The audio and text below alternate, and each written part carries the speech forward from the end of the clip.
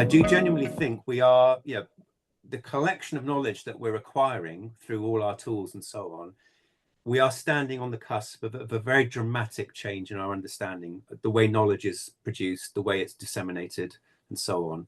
And it's very hard to say where that will lead us, but I certainly have a strong feeling that we are on the verge of that change. Robert Pepperell is professor at Cardiff School of Art and leader of the multidisciplinary Fovolab at Cardiff Metropolitan University. He has academic publications spanning neuroscience, perceptual psychology, computer science, artificial intelligence, philosophy, and art history, and he's noted for his studies on the nature of the conscious mind. He's also a practicing artist who has exhibited at Ars Electronica, the Barbican Gallery, Glasgow Gallery of Modern Art, and the ICA in the Millennium Dome. As an academic, he's published several books, including The Posthumous Condition and The Postdigital Membrane, and his latest book is maybe provocatively entitled What Matter Feels. So, Robert Pepperell, thank you very much for joining me today. Thank you. Tell me, what does matter feel, and what's the nature of the book, and can matter feel anything at all? What's your thesis here? Well, I'm not claiming in the book that matter does feel or doesn't feel, or what it might feel or not feel. I'm leaving the answer to that question open. What I am offering, I think, for the first time, maybe, is a scientific way to test and measure and find out whether matter feels, and if so, what it feels. And I think that probably is the major contribution of the book.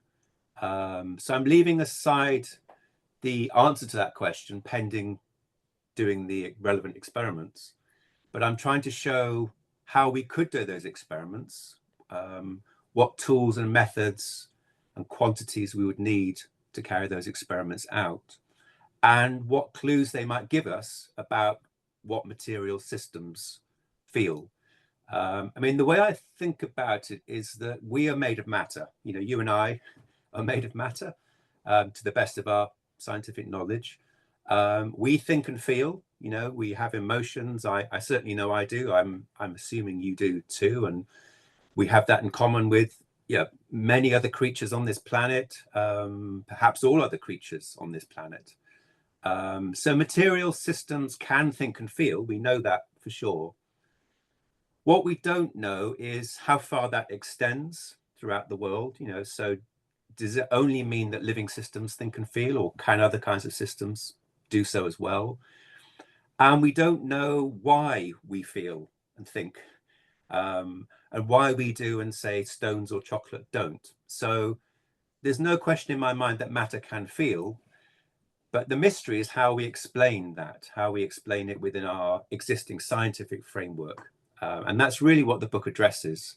Not so much what matter does feel, but how can we study what matter feels using the tools and methods of science. So can I put the question this way then? Are you suggesting that consciousness is not something which is restricted to, say, human beings or maybe even animals, but there's a kind of continuum, and at one end we have the human being, who is as conscious as you can be, I suppose. And at the other end, you have, I suppose, matter of some kind. And that there's a kind of continuum of consciousness, or a range of consciousness, or a level of consciousness, which is relevant to that particular area. Is that right? Am I understanding that?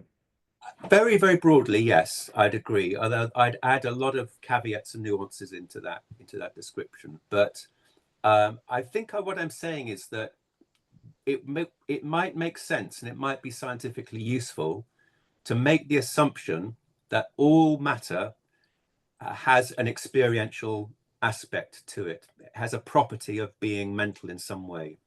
Now, I'm not claiming that is or isn't true. Some people have claimed it's true, various philosophers over the years.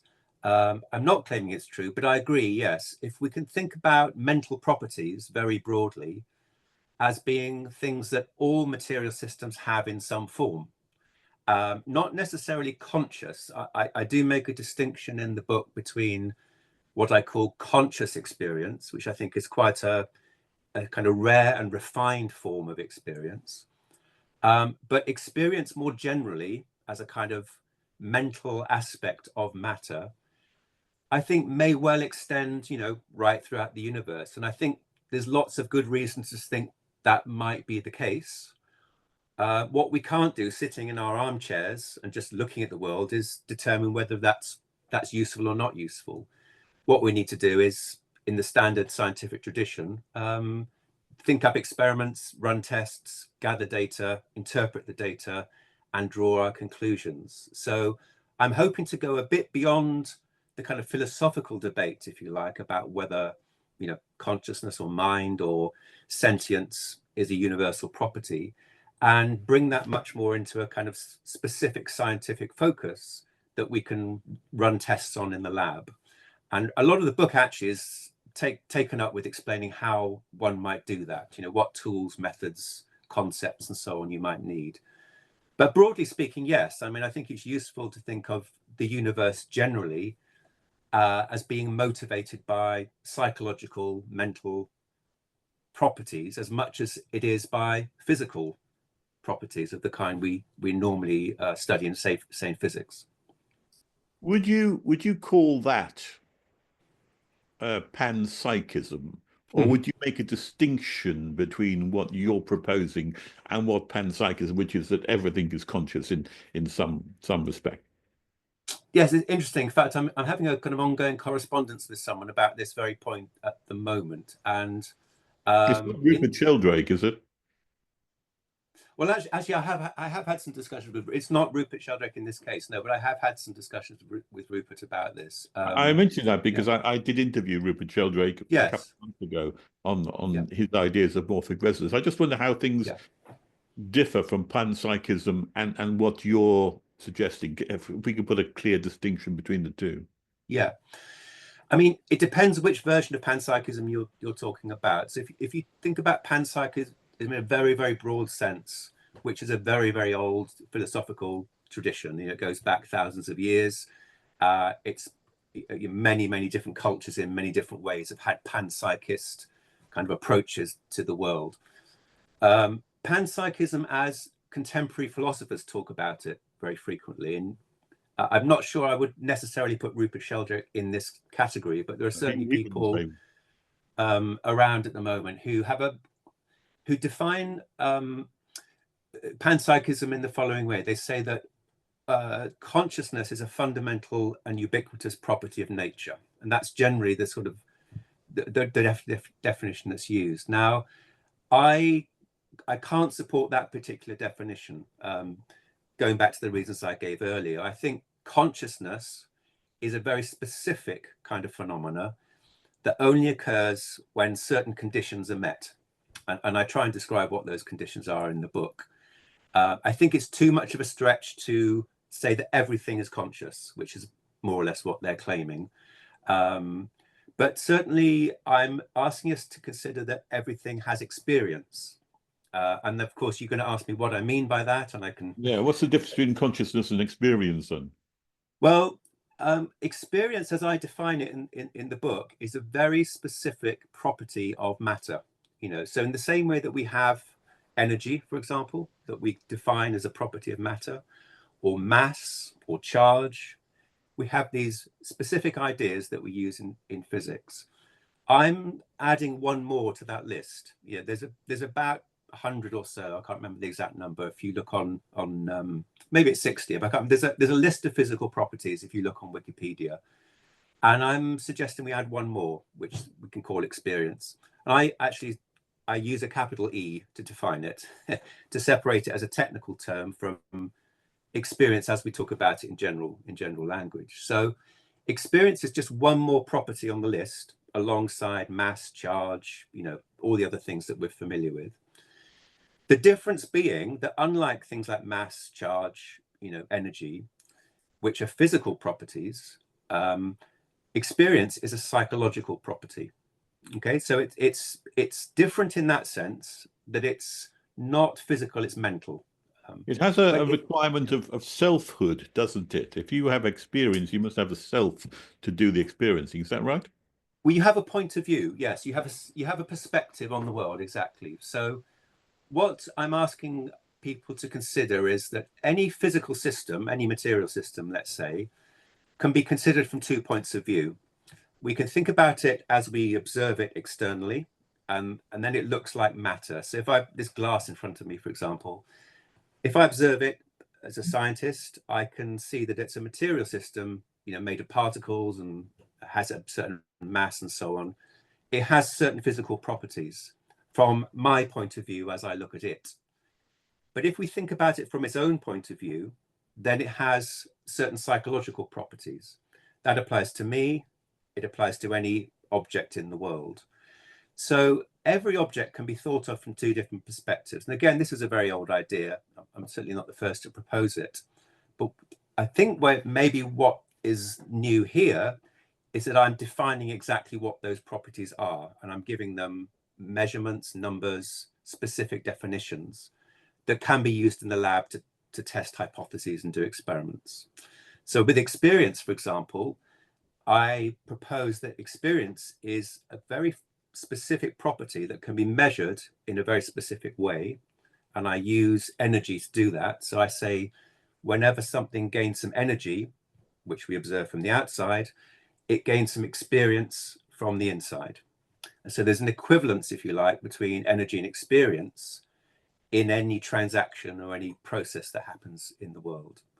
And by doing that, we kind of plug the mental into the physical world in a way that we don't seem to have been able to do so far. Now, I'm the first to say it's a very kind of speculative proposal, and I'm not claiming that it's true or it has any greater value than anything else, other than it does do what I just said, which is it finds a place for the mental within the physical world. And I actually then go on to define different kinds of experience. There's different qualities. So, for example, experience can be positive or negative. If something is moving away from the place it wants to be, that's a negative experience. If something's going back to where it wants to be, that's a positive experience. And so at this psychological level, there are things going on that are qualities of that experience that we certainly have when we have all these properties when we think and feel. Whether they apply to cups and springs and other physical objects in the world, who knows? But using these tools, we can now start to measure those. It's not very interesting when we measure springs, for example, but it does get interesting when we measure things like fruit flies or other systems that have nervous these behavior. concepts do apply to springs, don't they? Because Yeah. a spring will move in the direction where it wants to be, which is its kind of equilibrium. If you stretch it out and then let it go, it'll move back. So are you saying that the spring has an experience, some kind of experience, which allows it to make that move, and that when it's moving back to where it wants to be, that's a positive experience, and when it's moved out of that equilibrium, it's a negative experience? Are you applying it in that wide way? Exactly in that way. Yeah, that's a very good example. In fact, I use the spring as a good example to illustrate some of the general principles here. So I would say that the spring has a will, it wants to be in one state and not another. If you apply a force, you move it away from that state, its preferred state of equilibrium, as you say, and it doesn't like that. It doesn't want to be moved, so it pulls back and it resists being moved. If you let it go, it will go back to its preferred state, and that's the state it wills itself to be in. So I give all these, these sound like quite abstract, anthropomorphic concepts, if you like, and they're derived, of course, from our own experience. In a way, I'm projecting how we behave onto other objects. But we are also made of these same things. We are fundamentally made of the same things as springs are, because we're made of electrons, organized in certain ways. So the example you give is absolutely correct. And that basic willingness of things to be in a certain position and reluctance to be moved away from it is what's driving a lot of the internal psychological states, as well as what we observe externally. Yeah. Okay, so what you're really proposing then is an idea which is solving the dichotomy that we've had for hundreds of years, maybe thousands of years, ever since Descartes anyway, with the idea of the mind-body problem. And you're basically saying that the mind is actually a function of the material brain itself, and that there is no separate spirit or mind which is distinct or different from the material which it has. So you've got rid of the dualism, and you now have a single idea which explains both the material things and the mental things, correct? Exactly. Yeah. So this is completely consistent with all the physics we know. Nothing changes with our conventional physical models of reality or chemical or biological models. All the same rules, laws, principles apply, but they apply from the external perspective, not the internal of the system. And all I've really asking us to do is think really carefully and seriously about what it's like to be any system from its own point of view. Think about what rules might be governing its behavior or its experiences from that point of view. Give them some measures and quantities, and then run some experiments to see if those explain anything about the way it behaves that we can't explain from looking at it just from the outside. Okay, so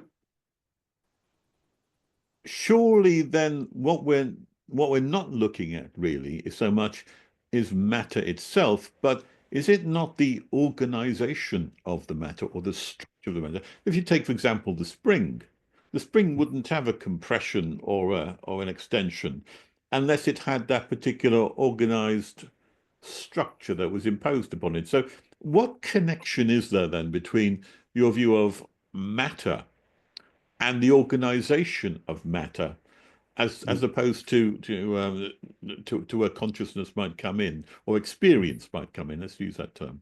Yeah.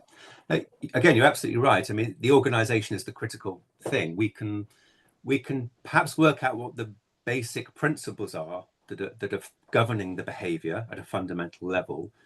And actually, I to a lot of my thinking about this was influenced by going back and rereading a lot of the work that was done around the time that Newton was writing the Principia, and the thinking that was going on then about motion, what motion is, what causes something to move, what causes something to stay in its state of motion unless you disturb it in some other way. And thinking about it at that very, very fundamental level of just of things moving in the world. And what's interesting, maybe you've done this, but when you go back and read that material, Descartes and Galileo and Newton around that time, it was not at all clear what was going on at this very fundamental. I mean, we kind of feel like we've moved on from that now. Motion is just, something we fully understand, but it was a deeply mysterious phenomena, the fact that things moved and that they seem to carry on moving if you don't do anything to them. And it was a big struggle to work out how to make sense of that mathematically and physically. And that's, of course, one of the huge achievements of Newton's his laws of motion, was he was able to give that a mathematical shape, which it hadn't had before. If I remember correctly, I think when Newton was asked what causes gravity to pull two things together, I think he said something along the lines of, "I make no hypothesis about that." He did, yeah. But later on, actually, he when he was pushed on that, which he was by Leibniz and others, he actually said, "Well, I think it's God. I think in the end it must be God is intervening here too." But no, you're right. I think from a strictly scientific point of view, he claimed no knowledge of why things were happening. He just said, there's no room, of course, for God in your particular model, because everything is self-contained within matter and its organization. That was the thing I think that Descartes was trying to square a circle, insofar as he wanted at the one point to keep together the idea that, I suppose, human beings live on after death. because that way, if you have a mind quite separate from a brain or a body, then if the body disappears and dies, then the mind would have an independent existence. But in your model, you don't have anything like that at all. It would be once the matter is disorganized, that's it, and then you get some other experience with another bit of matter. Am I right? Absolutely, yeah. I mean, the mental state of any object is conditional on its material, physical state, and vice versa. So the two things go together, you know, and it gets more interesting when you think. I mean, springs are interesting in one sense because they illustrate the basic principles. But if you think about a bunch of springs connected together, for example, you know, you could imagine a system that, say, got 50 springs that are all connected to masses, and you start to move one of the masses, and that motion kind of reverberates through the system. Already there, it's quite a simple system, but you're getting lots of interesting behavior going on, both externally. You know, it's quite hard to model that physically because you've got lots of different degrees of freedom. But you can also think about that experientially, you know, what's going on inside that system from its own point of view. If all these forces are working against one another and creating these motions and stases and so on. But then when you start to scale that up and think about things at the macros, at the molecular level, sorry, let's say, or even at the neurological level, you know, we've got almost unthinkable levels of complexity going on. Still the same thing. It's still matter being moved around by energy. It's still matter being kind of work being done on matter in physical terms. But if you think about the experience, not just the external view, but the internal view, you can start to imagine, to go back to your point, about how that experience is organized in very, very complex, dynamic ways. And it's not too great a leap from there to start to think about our own experience being a kind of function of that very complex organization of lots and lots of simpler experiences, if you like, if you see what I mean. So yeah, the organization is absolutely key to it. You don't get something for nothing. There has to be an organization there to support the complex states. So But it's those not states the matter itself, it's the organization which counts. exactly. So That's what why I the would brain, for argue is, example, can be used to think, but the foot can't, because the organization is yeah, quite different. yeah. I mean, it only really gets interesting when you start thinking about the organization. But to, before that, you have to have the basic principles in place that are being organized. So if you don't know what those organizing principles are about, you're going to struggle to understand how to read off the experience from the behavior. But the principles that yeah, I was go just going ahead. to say, isn't the organization far more important than the matter itself? Isn't matter merely the vehicle for the organization? Isn't organization the central thing, how it's organized? Because you can have matter which is organized in one way and you say it can be conscious. You could have matter which is organized in a different way and you say that couldn't be conscious. It's the I organization. agree, but I think the matter is common to both too. So I don't think one is. I think the matter and the way it's organized are two parts of the same process. You know, you couldn't. I mean, some people argue that information is the critical property of nature that's from which we get all these interesting phenomena. And information in that sense is a kind of disembodied property. It doesn't necessarily need, you could have the same information on a floppy disk or on a computer, or there's all kinds of different ways. And so the organization there becomes primary in a sense in that model, because it's how that data is organized, if you like. I don't really support that view. For me, the matter is still the fundamental thing that's having the experience because it's built into the matter to do so. But we're not going to understand anything interesting about our own experience until we see how different kinds of matter organized in different ways generates different kinds of experiences. So I wouldn't want to sort of separate them out in any fundamental way. But I also wouldn't want to downplay the importance of how the matter is organized in generating whichever phenomena it is. Yeah.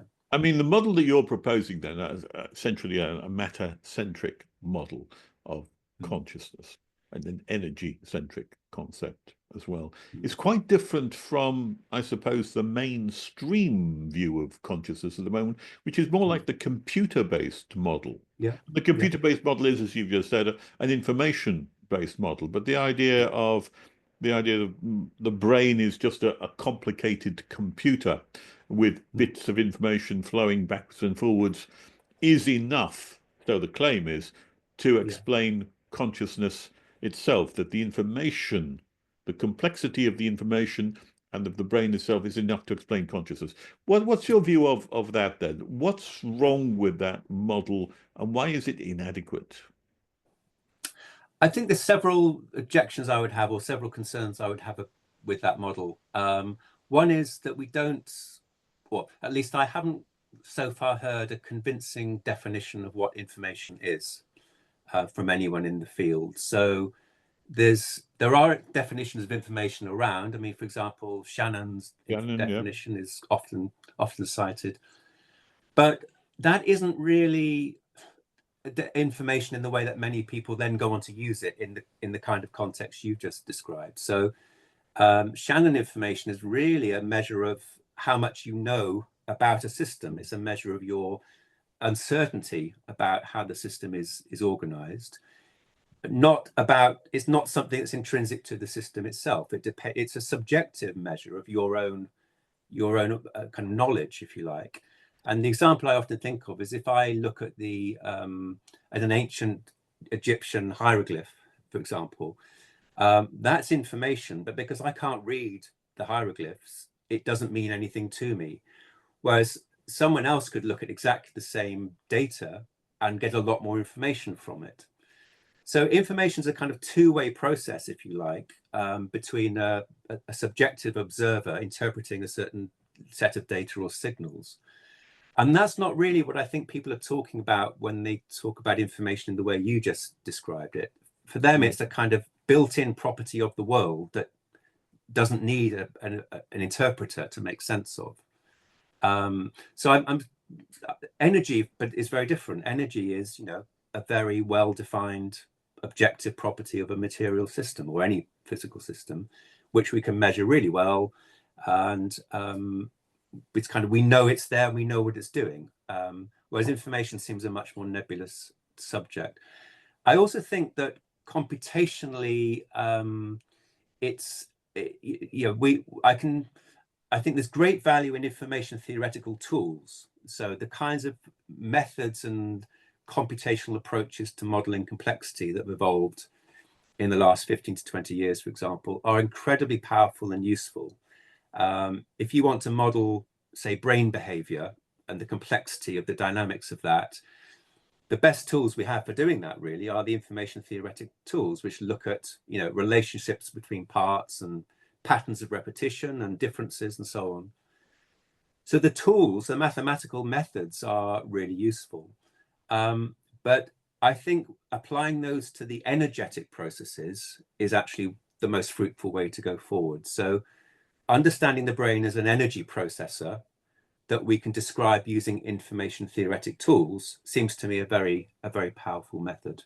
And so that would be my preferred approach. I don't want to say that the other approaches are wrong, but I would like clarity on some of their key definitions and terms before, taking them on board myself, for example. So I guess my concern is that the information theoretic approach is very dominant at the moment and is largely, there's a consensus around it amongst many people in science, not just in neuroscience. And that with that comes an unwillingness to look at other approaches, for example, like the energy-driven approach I would suggest. So I'm slightly concerned it's over-dominant and sort of distorting our understanding a little bit in that way. Well, I think you always get the dominant view, but the beauty of having different models and different proposals is that they can all be tested. and that putting things forward in that light, that in that Popperian way, that if it falls by the wayside, then it's not good enough, and the dominant one will win is great. I mean, Aristotle had a view of gravity which wasn't quite right, and when Newton came along, he said you can test it and replace it, which is what you can do. And in your case, then you've got this this model, this energy model. Are there any tests which you could use to distinguish, for example, between the computer information-based model and the energy matter-based model? Is there something which you've got in mind where you could say, if you did this experiment or could do it in the future sometime, this would distinguish between the two? Yeah, well, I think I can certainly put forward a falsifiable hypothesis and propose an experiment that would allow us to test whether the model explains why something is feeling pleasure or pain, for example. For quite a few years now, we've known that fruit flies, for example, I mentioned them earlier, fruit flies, Drosophila, feel pain and pleasure. It's quite well established now that they have adverse reactions to things, and that there's a lovely video actually of some fruit flies playing on a carousel, which was published quite recently in a paper, and they seem to do that just for fun. There's no benefit to them of playing on this little carousel. They just seem to enjoy doing it. So, but there's certainly studies that show that they are sensitive to pain and so on. Also interesting about fruit flies is we have a complete model or map of their nervous system. So they're one of the first creatures to have a kind of a full map of their connections between all their different neurons. And so in the book, I propose a very specific experiment and say that if we can look at the patterns of neural firing inside a fruit fly's nervous system, when it's in pain, we would expect to find this. And when it's in a state of pleasure, we would expect to find the opposite. And what we're looking for there is a shift in energy gradient. So very simply put, if the animal is when the insect is in a painful condition, there will be an increase in the energy gradient in the relevant neural areas. Likewise, if there's a relief of that pain or a sensation of pleasure, we'd expect to see a decrease in the energy gradient in those systems. And these things could be measured using contemporary tools. And so that's a very specific prediction experiment that we could do to test the value of that model. Okay, let me make a comment on that, because it seems to me that you're widening out the definition of pleasure and pain in terms of energy gradients. If you go back to the spring, using your same terminology, surely you would say that if the spring is being pulled out of position, it's experiencing pain in the sense in which you're describing it. And if you let it go back to where it meant to be, it would experience pleasure. Is that the correct way of describing your view? Very, very broadly, yes. I mean, the way I'm a bit more technical about it in the way I describe it in the book. I use this concept of valence, which is a well-established concept in psychology. So valence is the positivity or negativity of experience. So positive valence is good, negative valence is bad. Applying very kind of human-centric terms like pain and pleasure is a bit more problematic, I think, because it carries a whole load of baggage and associations that we may not necessarily want to be. But certainly the idea that there's positive and negative experience at a very fundamental level, yes, that's a proposal. I can't say whether it's correct or not, but it's one way to think about. What you're doing is relating valence then to energy difference and energy movement.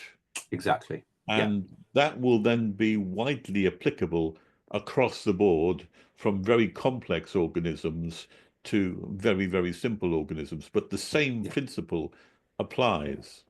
Exactly. You've got it perfectly. Yes. It's about tracking the energy gradients, the energy flow through a system, and inferring from those energy gradients and flows the psychological state of the system at any moment in time. Exactly. Yeah. The question then, I suppose, becomes how can we be sure that, I suppose, let's call it pleasure and pain in terms that you've used, which runs across this great big gradient from springs at one end to human beings at the other end. How do we know that the pleasure and pain is the same pleasure and pain? Just because something reacts in a positive way or a negative way, does that mean they're having the same experience? And how can we be sure that there is a continuum here and it's not just, I don't know, just a fanciful way of talking about different experiences or different events? No, it's a very fair point, and at this stage, I don't think we can be sure.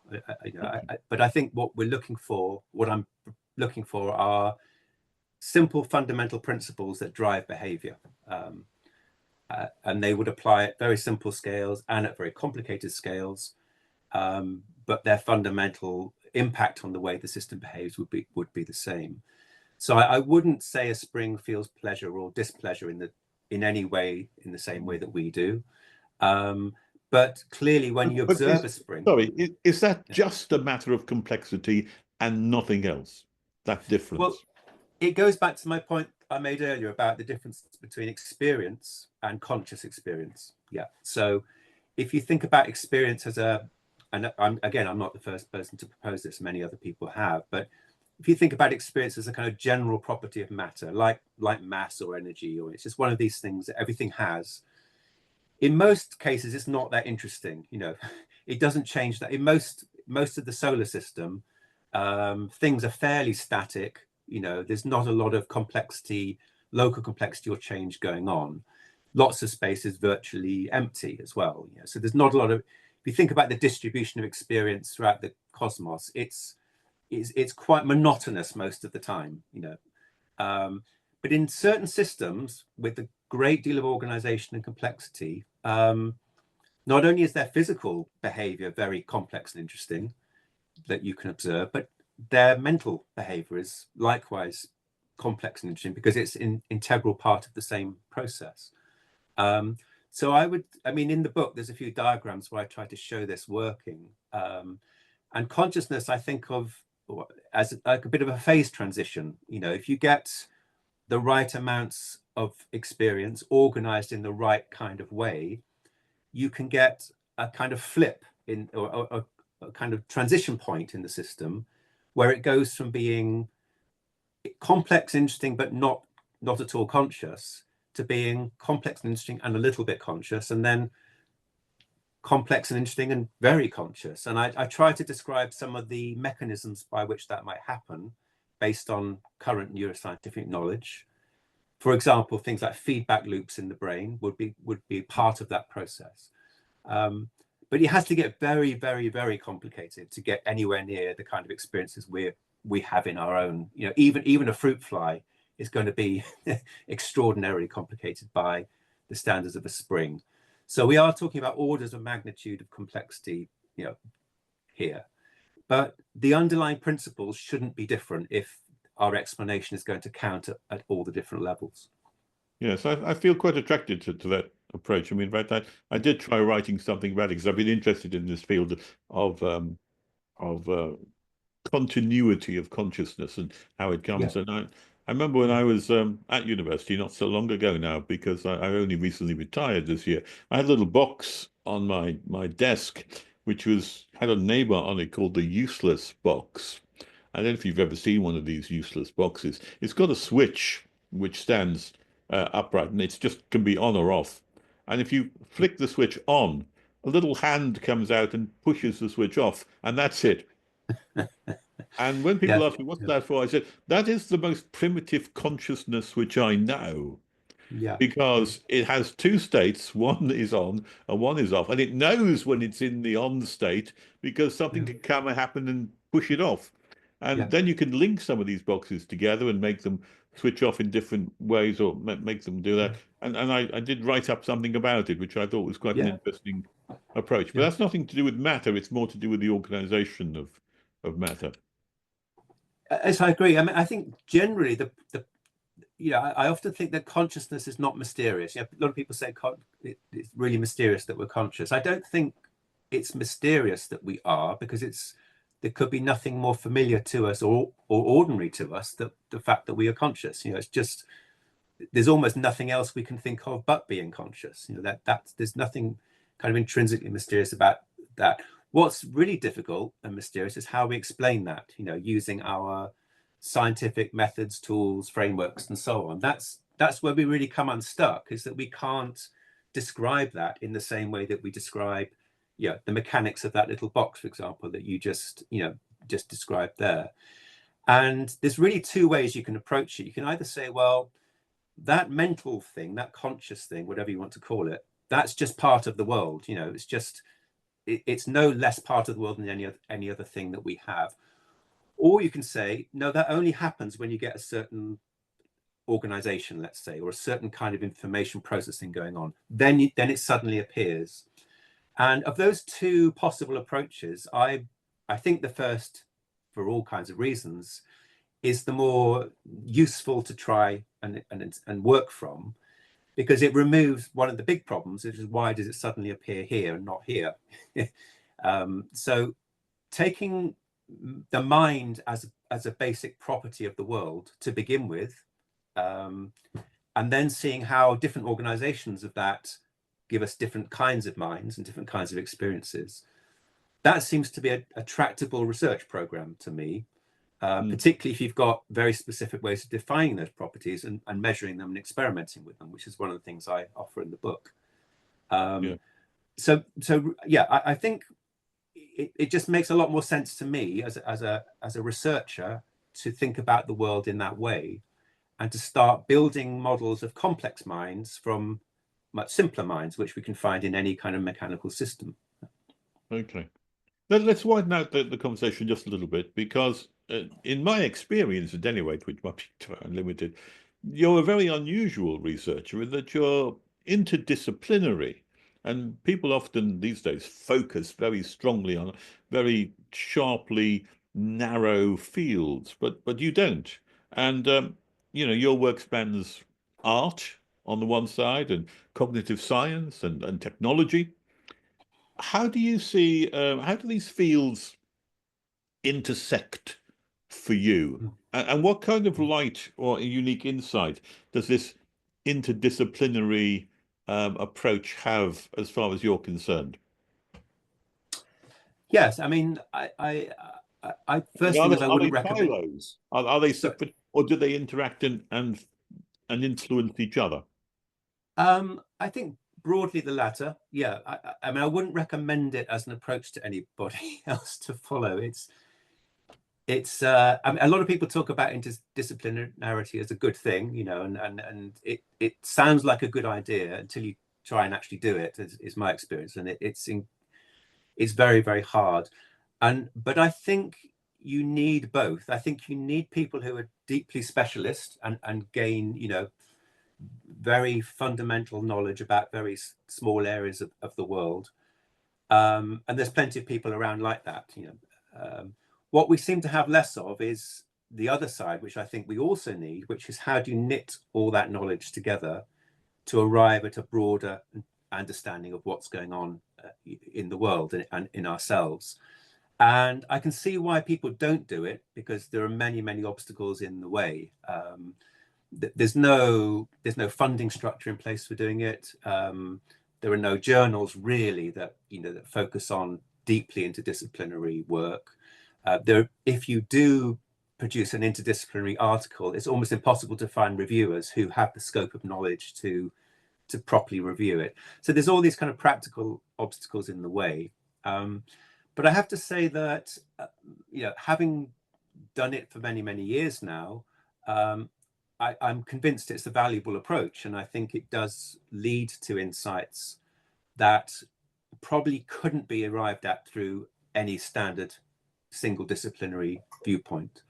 And I'll give you a practical example, actually, which is, I've been involved in a project for about 10 years now, looking at human vision and how you represent it in imaging media. And this actually goes back to my training as an artist and painting my experience of the world, and realizing that when I paint the world and when I look at the world, it's very different from when I photograph it, for example, or use any kind of imaging device. And with colleagues, including a colleague of mine, Alistair Burley, we've developed a new approach to representing human vision in digital media that drew on art history, art practice, physics, optics, computer science, physiology, psychology, a whole range of fields were necessary to bring together to solve that problem. And anyone who's interested can look on, there's a website, fovotech.com, where you can see examples of the technology we've developed to solve this particular problem. What was the problem that you're solving? Can you articulate the problem for me? The problem is that when you look at the world, when you have a visual experience as a human with normal vision with two eyes, you're seeing something that's almost impossible to represent in a picture. And I mean, I'll give you a very simple. That's why whenever you take a picture of a big scene in front of you, it's never satisfactory, is it? Exactly. That's exactly the problem. You see a moon in the sky, you whip out your phone and you get a little, if you're lucky, you get a little disc of light in the middle. You see a huge mountain, it looks really impressive. You take a photograph and it looks like a sort of insignificant dimple in the distance. So that's a very good illustration of the difference between human vision, human visual experience, and what our image capturing technologies do. And essentially, we tried to close that gap as much as it's possible to do so, given the existing technological frameworks we work within. What's the reason for the difference then? There are a whole range of reasons, but primarily it's to do with the fact that human vision does not work optically. So, a lot of people think the eyeball's like a camera, for example, and we're just like complicated cameras. But actually, most of what we see with our brain, not with our eyes. It's actually the brain that makes up our visual experience. Yeah. The eyes are actually seeing quite an impoverished, grainy, quite blurry picture of the world. The brain is constructing a very rich, complex, dynamic, volumetric image of the world. And cameras just don't do that. Cameras just capture light, whack it onto a flat plane and print it out for you as a bunch of pixels or put it on the screen. So understanding what the human visual system's doing with the data it gets from its eyes, how it constructs that visual model of the world and how it presents it to us as experiencing beings is deeply, deeply complicated. But actually, artists have been doing that for thousands of years, or at least hundreds of years, because when you look back at the history of art, you see that artists have studied their own visual experience. They haven't relied on linear perspective, despite the fact that many people think they do. And they've kind of mapped or modeled this visual experience in paintings of the kind you can go in and see in galleries. So the evidence has been there for generations in the artworks. What we've never done is extracted that and build it into our technology. And that's basically what we did in this project. But it needed that combined knowledge from all these different fields to make that work. And so I'm really saying for consciousness, which is possibly even a more complicated problem here, we are going to need the combined efforts and knowledge of people from all over the disciplinary spectrums. We can't just leave it to the neuroscientists or the philosophers. And so really that's my pitch to the academic community as a whole is, can we find a way to bring our knowledge together from our different perspectives to arrive at a much deeper and more unified understanding of the problem? And the book actually is in part an attempt to do that. It brings together art, philosophy, science, history of science, to try and give us a more general and a more organic and unified picture of human experience. So art has something to contribute to science, and science may have something to contribute to art. These are not two different cultures necessarily, as C.P. Snow once said famously. They are both needed in order to get a fuller picture, rather like your fuller pictures of images which you've created.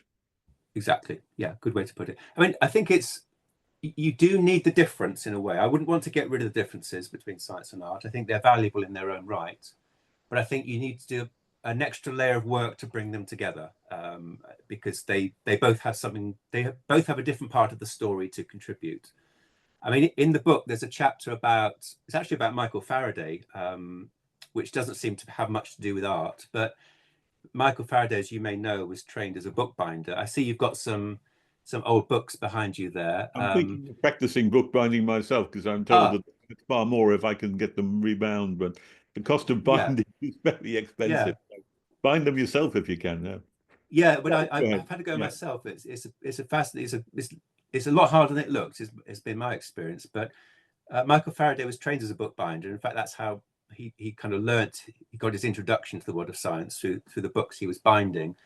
And I'm sure in those books behind you there, many of them will have marbled insets. If you open the cover, there'll be a marbled sheet in the front. And of course, being a bookbinder, Faraday used these marbled sheets all the time, to create the books. And in the 1850s, I think it was, somebody sent him a book about the art of marbling, which Faraday knew a lot about because that's how he'd been trained. And Faraday wrote back to the author of this book saying, I'm really grateful for you sending me this fascinating book. The marbling embodies the beautiful principles of nature that we see all around us. And it's very interesting, that phrase, the beautiful, actually said beautiful principles of natural philosophy, because he saw himself as a natural philosopher at the time. But I was kind of really wondering what he meant by beautiful principles, because I do marbling myself, and a lot of the artworks I make are marbled.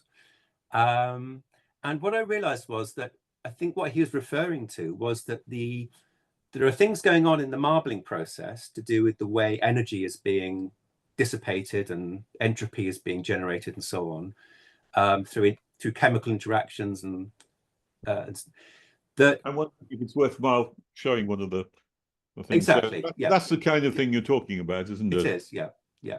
Which is someone rebound that one for me, but yeah. So in the marbling process, you get these very organic patterns appearing quite spontaneously. You don't have to work very hard to produce them.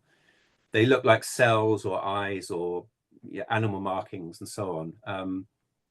And they bear a lot of resemblance to things we see in nature. They have a very natural, organic appearance.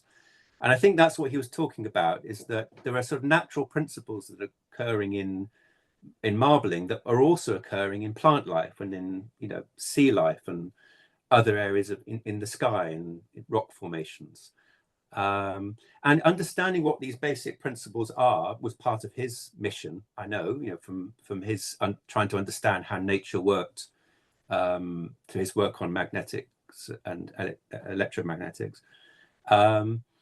And in a sense, I'm really trying to do the same thing, because the principles that make art beautiful or worth our attention must be the same things that are driving other areas of nature, that are being studied by physiologists or geologists or whatever else it might be.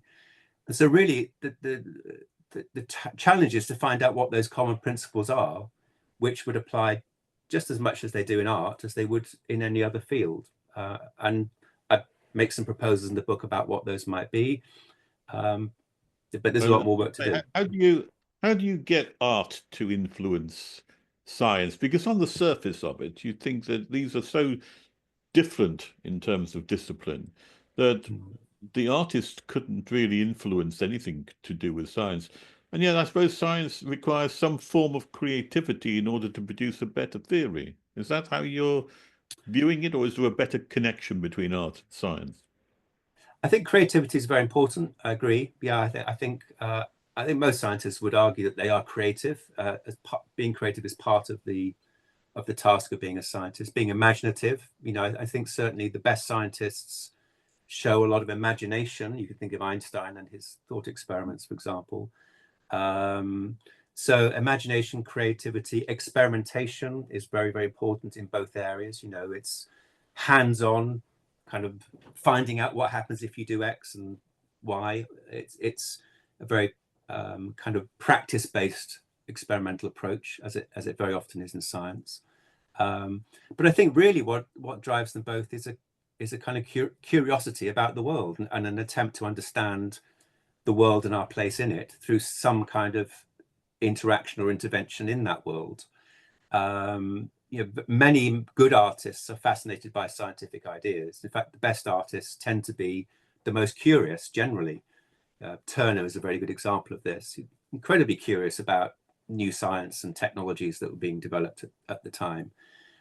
Constable was the same. So the vehicle or the means by which somebody explores the world and tries to make sense of it and then report what they find to others may be very different. But I think the underlying impulse can be very similar in terms of wanting to better understand, our place in the world. I was reading, I think, about Vermeer, who also had a scientific approach. If it's correct, that he used a pinhole structure to project the image onto a screen which he painted. Is that something you're aware of?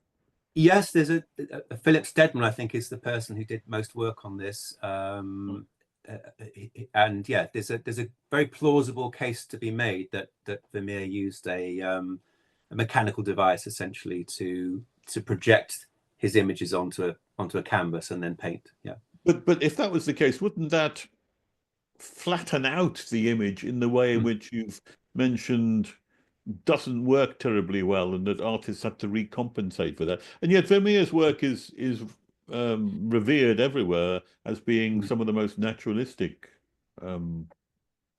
paintings.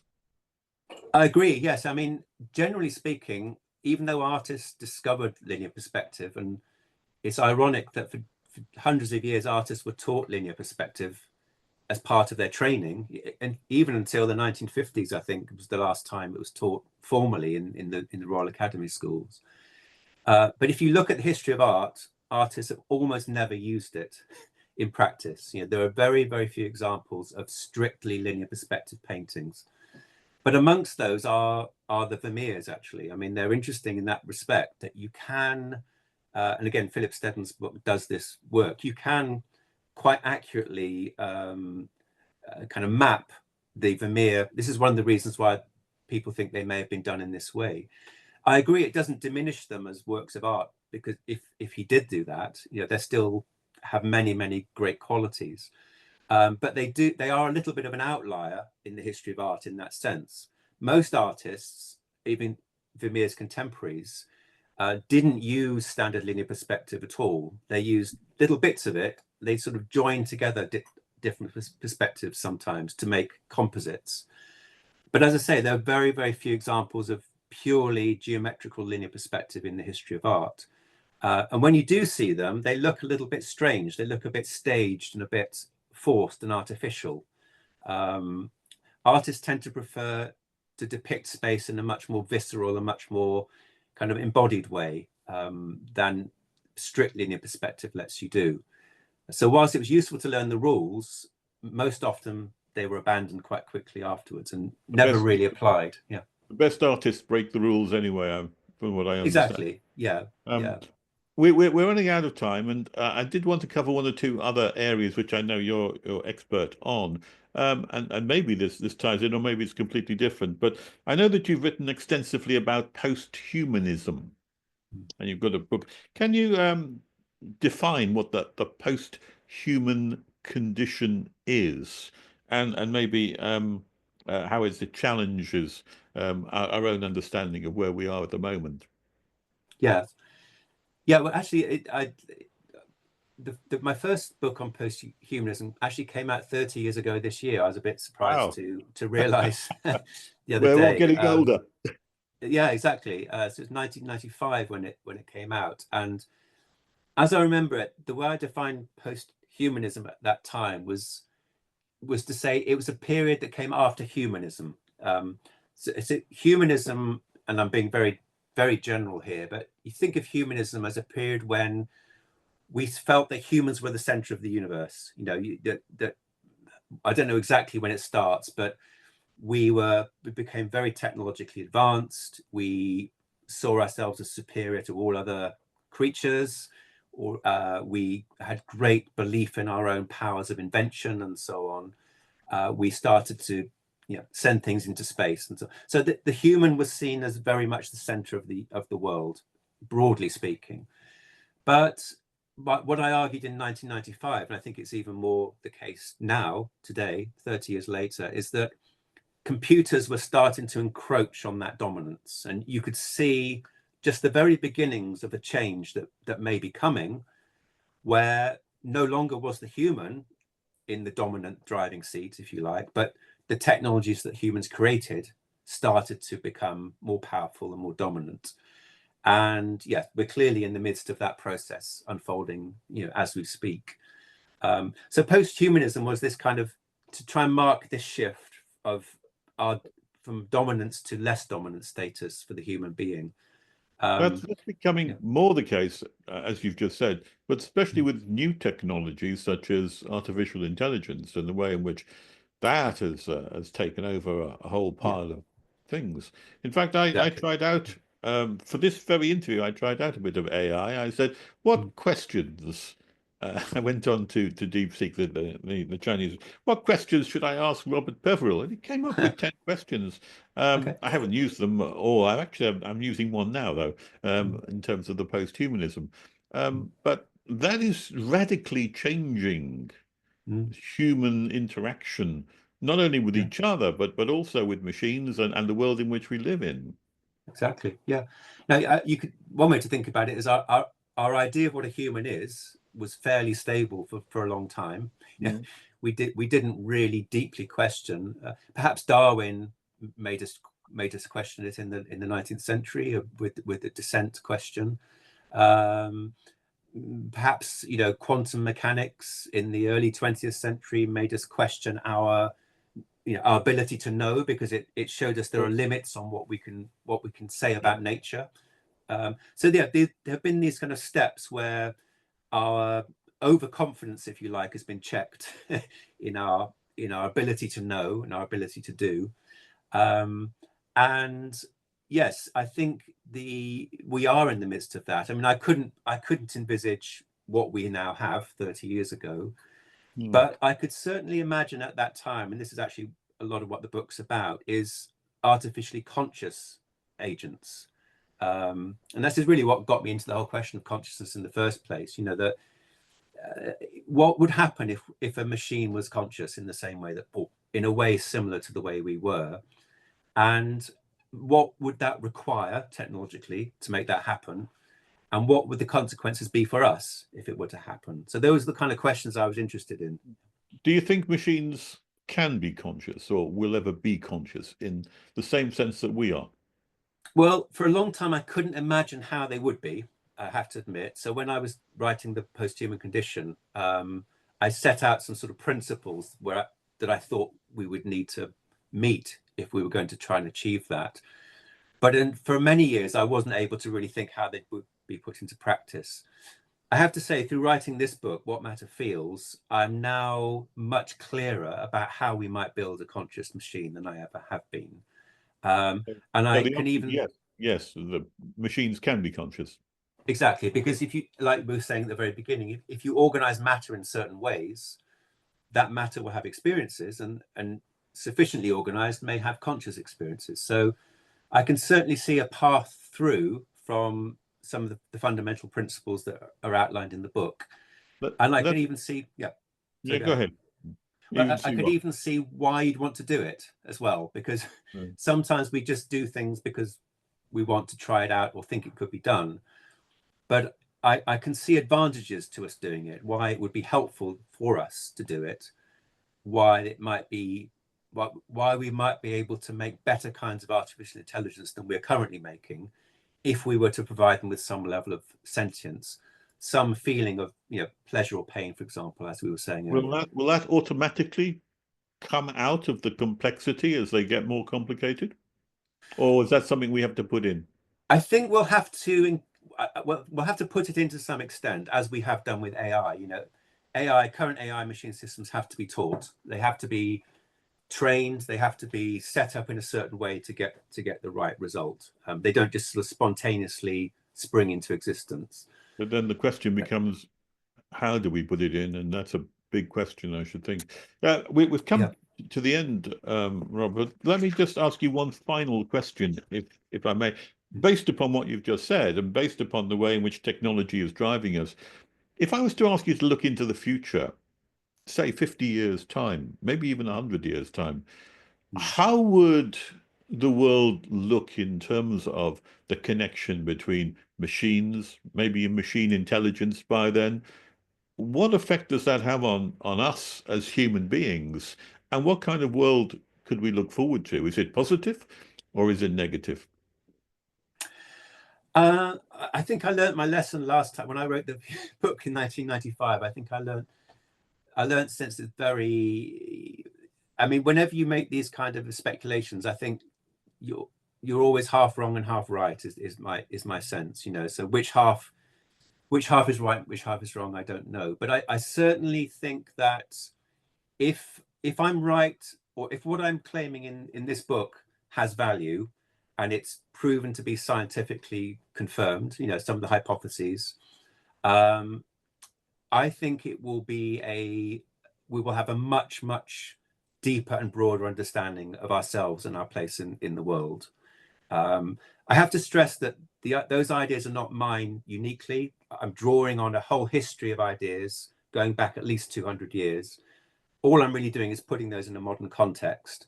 But if that modern context allows those ideas to develop further and to become kind of formalized and systematized in the way that they might, I do genuinely think we are, you know, the collection of knowledge that we're acquiring through all our tools and so on, we are standing on the cusp of a very dramatic change in our understanding, the way knowledge is produced, the way it's disseminated, and so on. And it's very hard to say where that will lead us, but I certainly have a strong feeling that we are on the verge of that change. Positive or negative?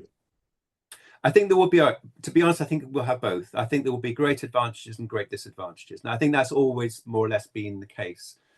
The risk is whether we can, you know, rise to the positive challenges and control the negative ones, I suppose. I have, you know, human nature and recent world events suggest maybe we won't, but who knows? Yeah. Robert Pepperell, thank you ever so much for talking to me today. Excellent conversation. Thank you, Philip. It's been really interesting. Thanks for your time.